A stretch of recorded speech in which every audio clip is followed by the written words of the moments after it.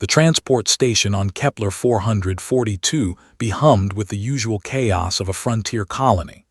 Marcus Chen sat at the far corner of the waiting area, his prosthetic legs stretched out before him, the synthetic muscles barely distinguishable from organic tissue, except for the faint blue glow at the joints. 20 years in the Terran Defense Corps had left him with scars both visible and hidden, and he preferred the quiet corners where he could watch without being watched. The transport to New Beijing wouldn't arrive for another 2 hours, giving him plenty of time to nurse his recycled coffee and contemplate his next move. Retirement hadn't suited him well. Earth felt too crowded, too fast, too much like a place that had moved on without him while he fought in the Outer Rim wars against the Zakari Empire. That's when he noticed them. 3 children, clearly not human, stood near the entrance looking lost. They were Felinar, a species humanity had first encountered during the Second Contact era.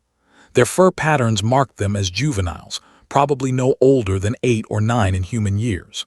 The tallest, a female with golden brown fur and distinctive black ear tips, clutched a datapad tightly.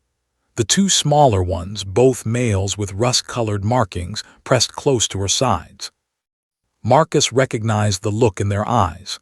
He'd seen it in war zones, in refugee camps, in the faces of children separated from their families. Fear, trying hard to be brave. The station was crowded, but people flowed around the 3 cubs like water around stones. No one stopped.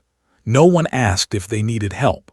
Marcus felt the familiar tightness in his chest, the one that always appeared when he saw injustice wearing the mask of indifference.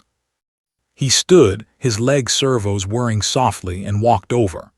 The cubs noticed him approaching, and the older female positioned herself protectively in front of her brothers, her small claws extending slightly. "Easy," Marcus said, keeping his voice gentle. He'd learned enough Felinar during his service to manage basic communication, but these cubs seemed to understand galactic standard well enough. "You 3 look like you could use some help." The female's ears flicked uncertainly.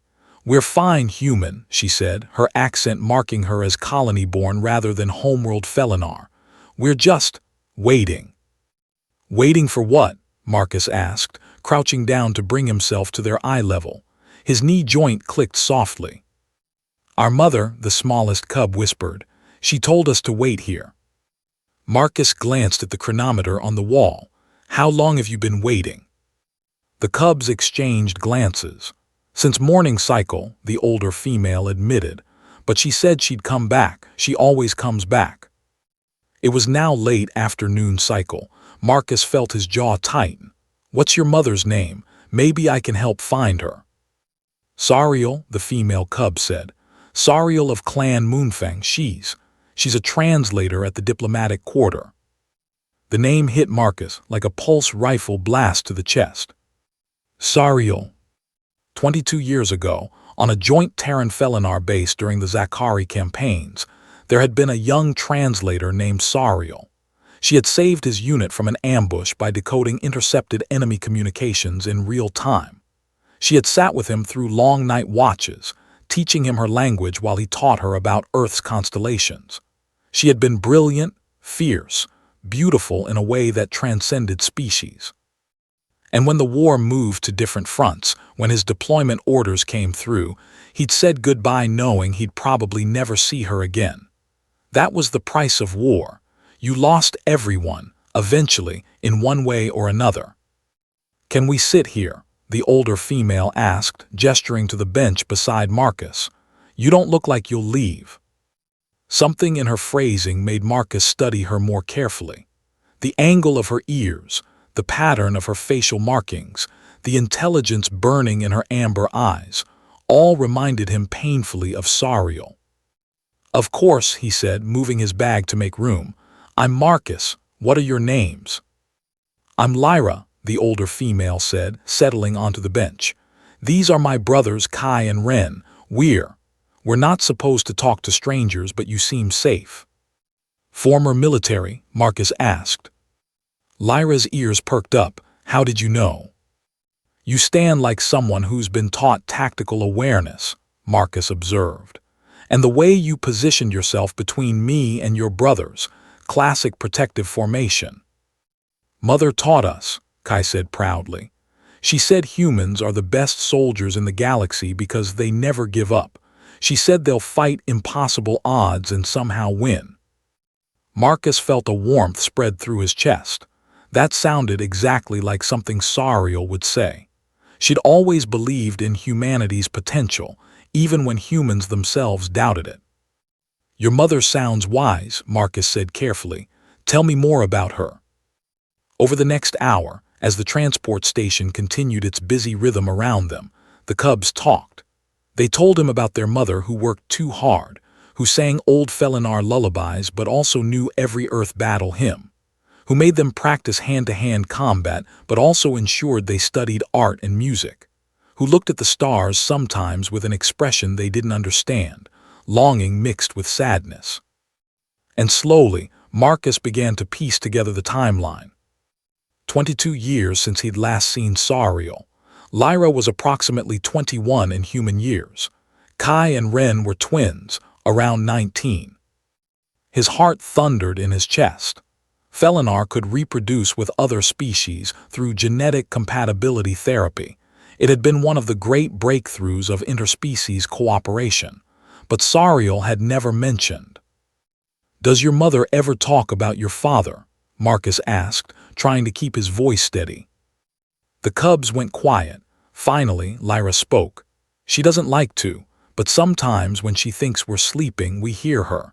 She talks about a human soldier, a good man who made impossible choices to save his squad, who learned our language just to understand her better, who had to leave because duty called him away." Marcus's throat felt tight. She ever mentioned his name? "Marcus," Lyra said softly. She called him Marcus Chen. She said he was the bravest human she ever met.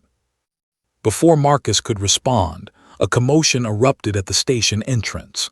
Security officers rushed in, followed by a Felinar female in diplomatic attire. Even after 22 years, Marcus would have recognized her anywhere. "Sariel." She was older now, her muzzle showing the silver of maturity, but her eyes, those incredible amber eyes, were exactly as he remembered. She was frantic, calling out for her children, and when she spotted them sitting with Marcus, she froze. Their eyes met across the crowded station. 22 years of separation, of unanswered questions, of a love that had never truly died, all of it compressed into a single moment of recognition. "Mom," Lyra called out, waving. Sariel moved then, her diplomatic composure shattering as she ran toward them. But her eyes never left Marcus's face. When she reached them, she pulled the cubs into a tight embrace, checking them over with shaking hands. Then she turned to Marcus, and there were tears in her eyes. "Marcus," she whispered in Felinar, a language he hadn't spoken in 2 decades but somehow still understood perfectly. "You found them. You protected them." "I didn't know," Marcus said, his own voice rough with emotion. "Sariel, I didn't know they were yours. I didn't know about." "I tried to tell you," Sariel said. "I sent messages to your unit, but you'd already been redeployed. By the time I could trace you, you were listed as MIA after the Battle of Proxima III. I thought you were dead." "I was in a medical facility for 2 years," Marcus said, "regenerating my leg. By the time I got out, the war had moved on. I tried to find you, but you'd left the military service." Lyra looked between them, her expression shifting from confusion to dawning understanding. You're Marcus Chen, our Marcus Chen." Marcus looked at Sariel, asking the question with his eyes that he couldn't quite voice. Sariel nodded, tears streaming down her furred cheeks. "Children, this is your father." The transport station continued its busy operations around them, thousands of beings from hundreds of species moving through on their own journeys. But in that corner, time seemed to stop. Kai and Ren stared at Marcus with wide eyes, processing this revelation. Lyra, the oldest, the protector, suddenly looked very young and vulnerable. "You're really him?" she asked.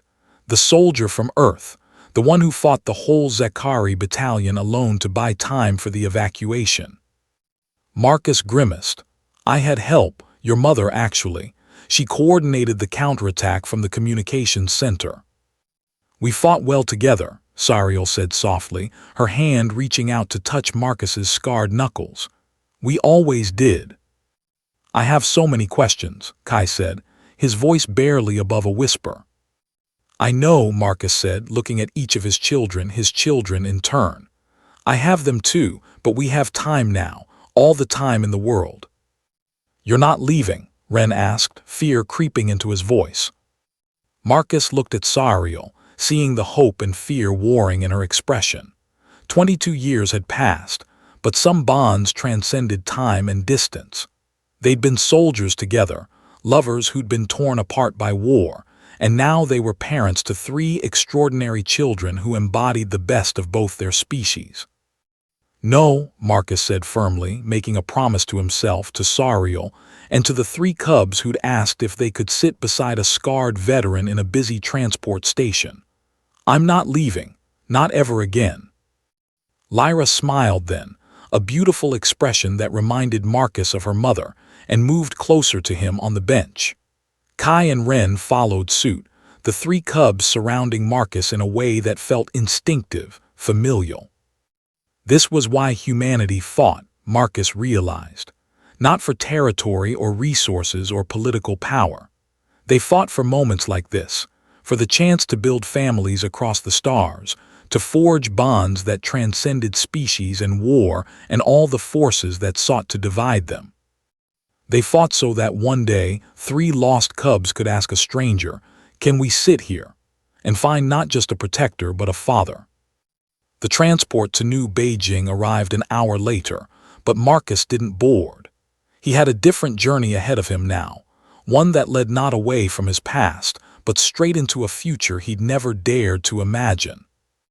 And as he walked out of the station with Sariel's hand in his and 3 cubs orbiting around them, asking 1,000 questions about Earth and stars, and what happened next, Marcus understood what the old veterans had tried to tell him about war. You don't fight to destroy your enemies. You fight to protect the possibility of love, family, and second chances. Humanity, fuck yeah.